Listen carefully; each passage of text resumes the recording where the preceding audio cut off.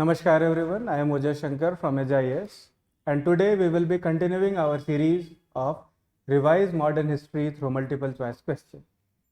In last video, we have discussed about events that happened from 1940 to 1947 and in today's video, we will discuss about the multiple choice question related to those topics.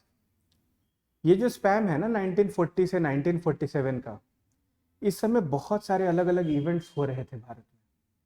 बहुत सारे Britishers के द्वारा plan लाए जा रहे थे, बहुत सारे इंडियंस अलग अलग अपना प्लान कर रहे थे। क्यों कर रहे थे? ताकि किस तरीके से स्मूथली इंडिपेंडेंस इंडिया गेन कर सके। सारे प्लान्स को हमने प्रीवियस वीडियो में डिस्कस किया है। अगर आपने वो वीडियो नहीं देखा है तो you can go and check it in our playlist. Today we will discuss multiple choice question related to it.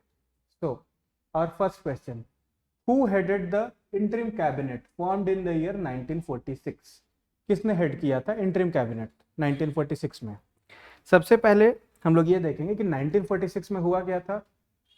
Cabinet mission plan को एक्सेप्ट करके कॉन्स्टिट्यूएंट असेंबली बनाई गई थी। उस कॉन्स्टिट्यूएंट असेंबली का काम था एक कॉन्स्टिट्यूशन बनाना और इंटरिम तौर पे इंडिया की एक गवर्नमेंट को चलाना। अब उसका हेड कौन करेगा? ऑब्वियसली जो हमारे फर्स्ट प्राइम मिनिस्टर थे Shri Jawaharlal Nehru. Correct option will be option number D.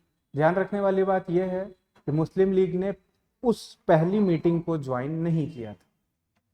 Second question, in the context of freedom struggle Rajagopalachari formula of 1944 was formulated to.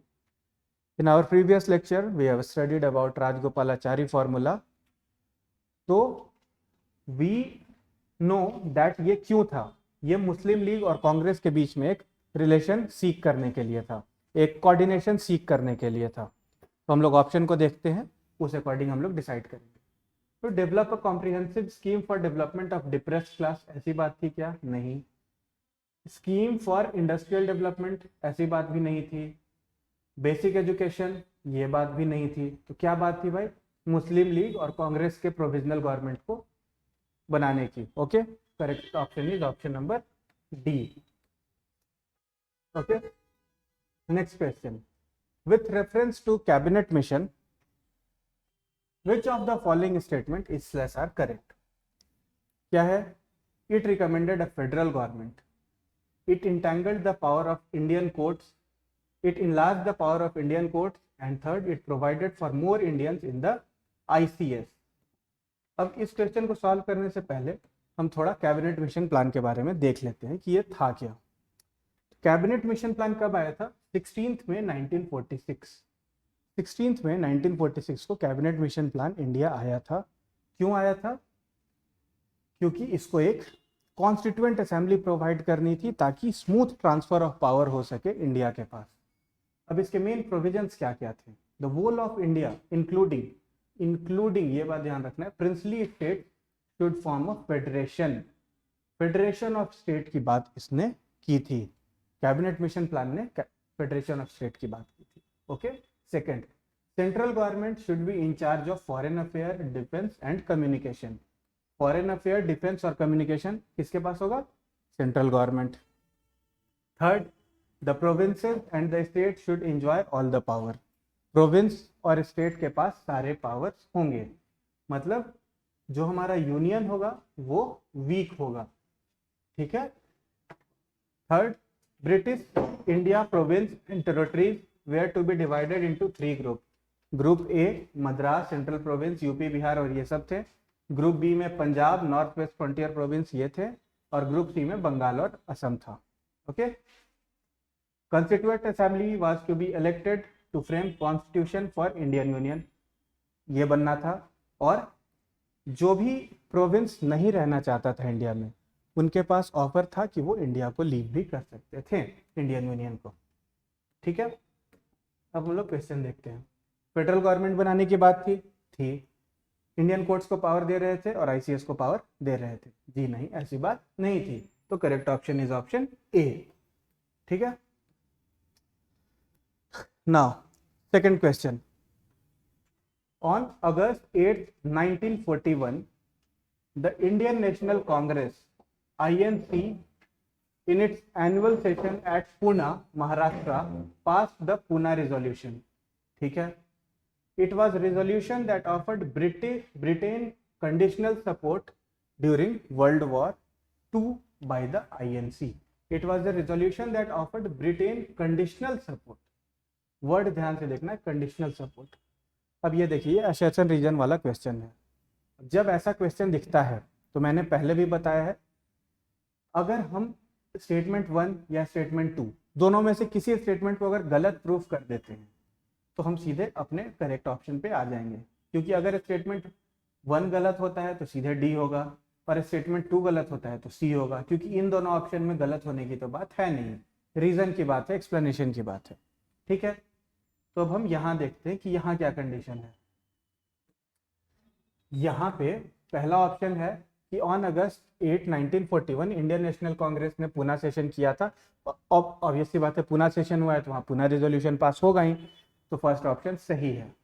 और सेकंड स्टेटमेंट क्या कह रहा है, it was a resolution that offered Britain conditional support during world war 2 by INC. इसी के बारे में यहाँ पे बात हो रही है.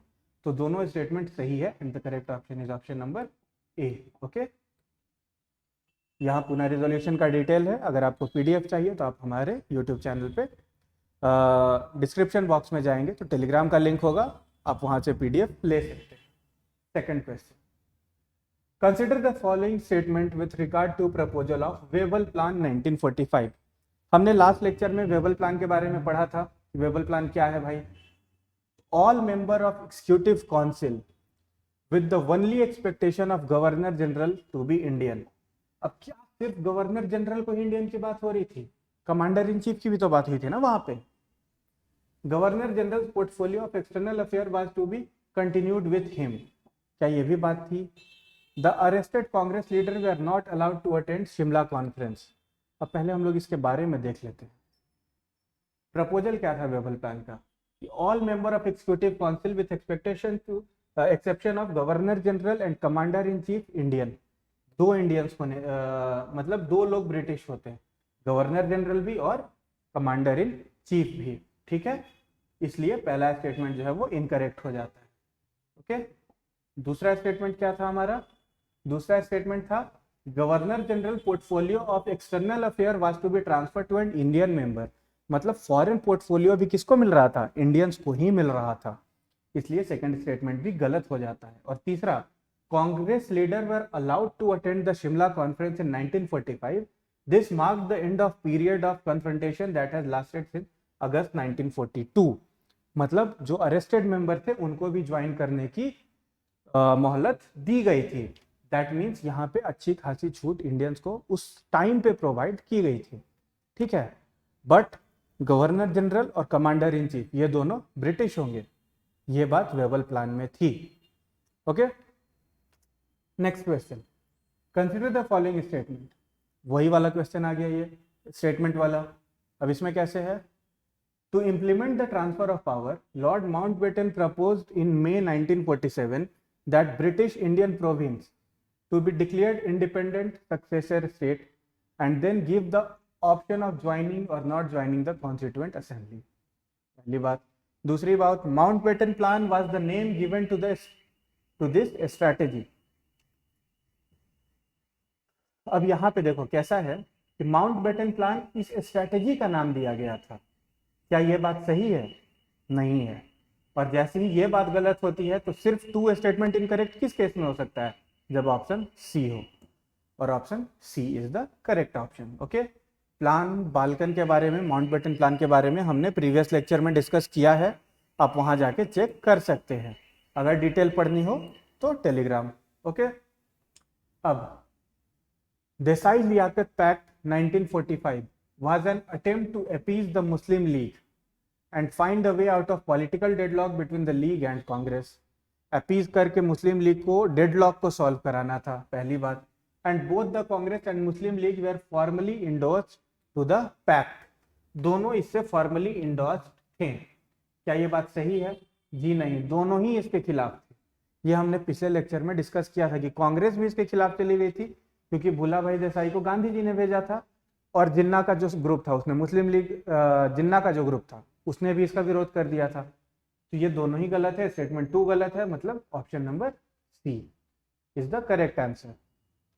हम लोगों को ये सारे जो भी इवेंट्स हैं ना, जैसे लियाकत पैक्ट, गोपालचारी फॉर्मूला हो गया, वेफल प्लान हो गया, कैबिनेट मिशन हो गया, इन सबको डिटेल में देखना होगा, क्योंकि इससे क्वेश्चन आने के चांसेस बहुत हाई रहते हैं हमेशा। काफ़ी हाई यील्डिंग टॉपिक हैं ये सारे। प्रीलिम्स में आए तो आया, मेंस में तो मतलब आता ही आता है ये, क्योंकि मेंस में और इस टाइप के क्वेश्चन आ गए ना, तो आपको पिक्युलैरिटीज लिखनी पड़ेंगी, यहाँ पे आप जनरलिस्ट बात नहीं कर सकते हो, ठीक है। थर्ड, ये next question, consider the following statement regarding quit India movement. Quit India movement कब आया था? 1942। कब आया था? 8 अगस्त। इसीलिए इसको क्या कहते हैं? अगस्त क्रांति। अगस्त क्रांति भी कहते हैं ना इसको। क्विट इंडिया मूवमेंट को अगस्त क्रांति के नाम से भी हम लोग जानते हैं। ये कहाँ पे इसको गांधी जी ने स्टार्ट किया था? मुंबई, आज का मॉडर्न मुंबई, दैट टाइम इसको बॉम्बे कहते थे, यहाँ पे ही इसको स्टार्ट किया गया था, ठीक है। During the movement the socialist group Azad Dasta carried out underground activity in Bombay. Last lecture में मैंने इसके बारे में भी डिस्कस किया था कि आजाद दस्ता था, लेकिन आजाद दस्ता कहाँ बना था और किसने बनाया था? जयप्रकाश नारायण जी ने बनाया था। कहाँ पे? नेपाल में। और ये नेपाल, बिहार, यूपी के रीजन में काम कर रहा था। तो फर्स्ट स्टेटमेंट हमारा गलत हो जाएगा, क्योंकि यहाँ पे क्या लिखा है? Bombay. Second, a parallel government called Azad government was established in Ahmedabad replacing existing administrative structure. ऐसी कोई बात हुई थी क्या? I don't think so. And Congress Socialist Party leader were against the movement. ऐसी भी कोई बात है? जयप्रकाश नारायण जी ने जब खुद बनाया था, तो ऐसा कैसे हो सकता है? ठीक है, correct option will be A. Statement सिर्फ जो 2 है वो करेक्ट है, ठीक है। आजा क्विट इंडिया मूवमेंट काफी लैंडमार्क मूवमेंट रहा है। अब जैसे चित्तू पांडे के अंडर में वहाँ पे बलिया में सरकार बनी, जातीय सरकार बनी, महाराष्ट्र में अलग अलग जगहों पे बहुत सारी गवर्नमेंट बनी थी, वैसे ही अहमदाबाद में भी गवर्नमेंट बनी थी, ठीक है।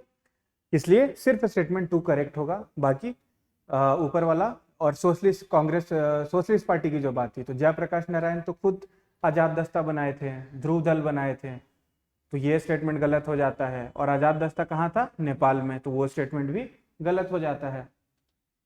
अब ये question, approval feature of cabinet mission plan, cabinet mission plan पे है कि approval of demand for a full fledged Pakistan. क्या फुल फ्लेज्ड पाकिस्तान की डिमांड को मान लिया गया था? दूसरी बात, communal question in central legislature were to be decided by simple majority of both the community present and voting. और तीसरा, provinces were to have full autonomy and residual power. इसमें से कौन कौन सी बात सही है? 2 और 3 कि फुल फ्लेज पाकिस्तान की डिमांड को एक्सेप्ट कभी नहीं किया गया था वहाँ कैबिनेट मिशन में, ठीक है। बट हाँ, ये बात भी सही है कि कम्युनल रिप्रेजेंटेशन को इक्वल वोटिंग से सॉल्व किया जाएगा और प्रोविंसेस को फुल ऑटोनॉमी भी दी गई थी, ऐसा हमने अभी थोड़ी देर पहले डिस्कस किया था, ठीक है। ये उसके डिटेल्स हैं। अब ये next question, consider the following statement regarding the features of August offer 1940। August offer भी हमने पिछले लेक्चर में किया था। अगस्त ऑफर में क्या था कि फर्स्ट टाइम कॉन्स्टिट्यूएंट असेंबली बनाने की बात ब्रिटिशर्स ने एक्सेप्ट की थी 1940। It promised the expansion of viceroy executive council with majority of Indians. Second, viceroy retained a monopoly in defence treaties with state minority rights and all India services. ये दोनों बातें सही हैं, ये दोनों ऑफर तो उनको दिए गए थे। और इसके साथ सबसे बड़ा ऑफर क्या दिया गया था? ये देखिए, इसमें क्या था? फीचर्स क्या थे कि रिप्रेजेंटेटिव बॉडी बनेगी, कि British government would introduce a representative constituent body. First time ये बात हुई थी कॉन्स्टिट्यूएंट बॉडी की, ठीक है, जिसमें मेनली इंडियंस होंगे और नया कॉन्स्टिट्यूशन बनाया जाएगा। और ये कब होगा? युद्ध के बाद, मतलब सेकेंड वर्ल्ड वॉर की यहाँ पे बात हो रही है, सेकेंड वर्ल्ड वॉर के बाद की ये बात हो रही है, ओके। और दूसरी बात क्या है कि सोशियो पॉलिटिकल और इकोनॉमिक कंडीशन पे भी यहाँ पे बात हुई थी। और क्या है? Dominion status with participation by Indian, dominion status भी देने की बात यहाँ पे हुई थी कि भाई आपको, it promise the expansion of viceroy executive council with majority of Indians it repeated the promise of dominion status after the war. After the war ये डोमिनियन स्टेटस देने की भी बात कही गई थी कि युद्ध खत्म हो जाएगा, उसके बाद आपको डोमिनियन स्टेटस दिया जाएगा, ठीक है।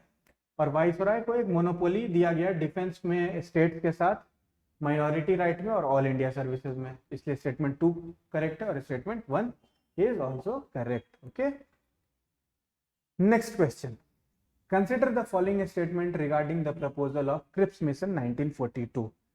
अब इसके प्रपोजल्स क्या क्या थे क्रिप्स मिशन के? क्रिप्स मिशन भी हम लोग लास्ट लेक्चर में पढ़ चुके हैं, इसलिए इस लेक्चर को देखने के लिए आपको लास्ट लेक्चर करना बहुत इंपॉर्टेंट है, तभी आप यहाँ पे ज़्यादा क्लैरिटी के साथ समझ पाएंगे। Okay, the constitution for India was to be drafted entirely by Indian. दूसरा, any province that refused to abide by the new constitution could create its own union and constitution. And third, British control over India defense would continue even after ending the war till British Parliament made a decision on it।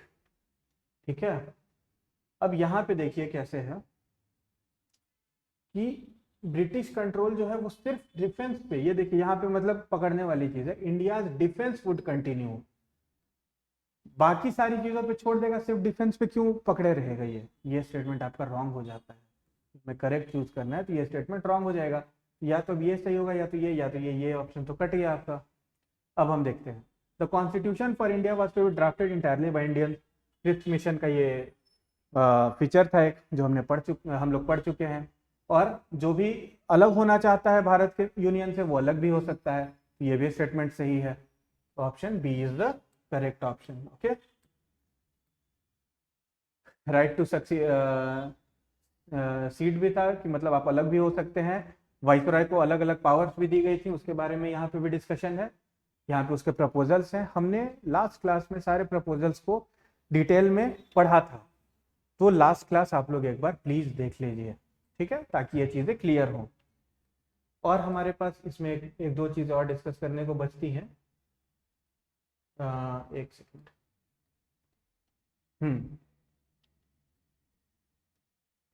ये देखिए एक आध point जो हमारा miss हुआ था, जैसे cabinet mission plan की बात हो रही थी। कैबिनेट मिशन प्लान में मैं एक चीज बताना भूल गया था कि जब कैबिनेट मिशन प्लान एस्टैब्लिश किया गया उस समय भी इसके विरोध में बहुत सारे सुर उठे थे। अकाली दल ने इसका विरोध किया था, that the Sikh minority will not gate it's due right, but it was implemented, it was accepted by most of the people. ठीक है, इंडियन नेशनल कांग्रेस ने इसको एक्सेप्ट कर लिया बिकॉज वहां पे एक चांस बन रहा था कि हमें कॉन्स्टिट्यूएंट असेंबली बनाने दी जाए, that's why it was accepted. और कॉन्स्टिट्यूएंट असेंबली जब बनाने देने का प्लान एस्टैब्लिश हो गया, सारे लोग उसको ज्वाइन कर लिए, तो कॉन्स्टिट्यूएंट असेंबली प्रोविंशियल गवर्नमेंट में जो जैसे आज के टाइम पे हमारे स्टेट के रिप्रेजेंटेटिव्स एमएलएज होते हैं वो राज्यसभा एमपीज को इलेक्ट करते हैं, उसी तरीके से हमारे वहाँ के जो रिप्रेजेंटेटिव थे कॉन्स्टिट्यूएंट असेंबली के, उनको इलेक्ट किया गया इनडायरेक्ट वे में, और उन लोगों ने फिर हमारा कॉन्स्टिट्यूशन ड्राफ्ट किया।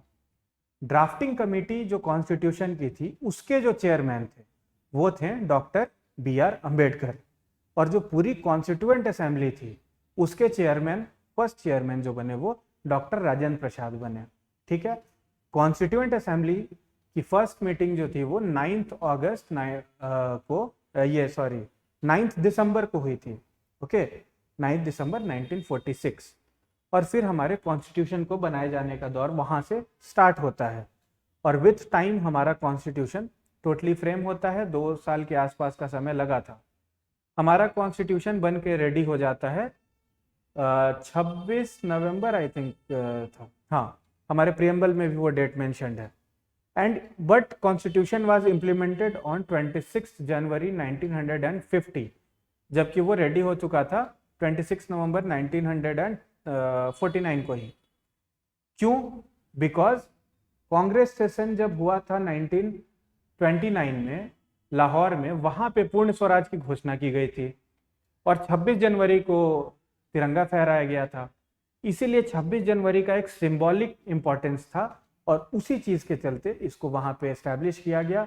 इंडिया फिर उसके बाद एक गणतंत्र बन गया, जिसके चलते आज हम लोग 26 जनवरी को गणतंत्र दिवस के तौर पे सेलिब्रेट करते हैं। इसलिए कैबिनेट मिशन काफ़ी इंपॉर्टेंट हो जाता है हमारे लिए, इससे जुड़ी हुई बहुत सारी चीज़ें हो जाती हैं। ठीक है, तो हमें इसको एक बार ध्यान से पढ़ना पड़ेगा। अब हमने जो है ओवरऑल इसके कुछ मल्टीपल चॉइस क्वेश्चन इवेंट्स के देखे हैं।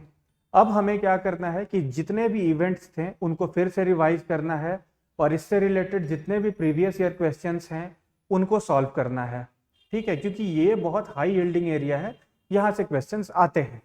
Okay, in our next lecture we will discuss about constitutional development, कि कॉन्स्टिट्यूएंट असेंबली तो बन गई, लेकिन कॉन्स्टिट्यूशनल डेवलपमेंट तो भारत में पहले से हो रहा था ना। रेगुलेटिंग एक्ट 1773 आया, फिर 1800 में 1858 आ रहा है, 1813 आ रहा है, 1833 आ रहा है। उन सब के क्या फीचर्स थे, वहाँ पे कैसे डेवलपमेंट हुई, इसको हम लोग देखेंगे through multiple choice question in our next video. For that, stay tuned with us. For now, signing out, Ojas Shankar. Thank you.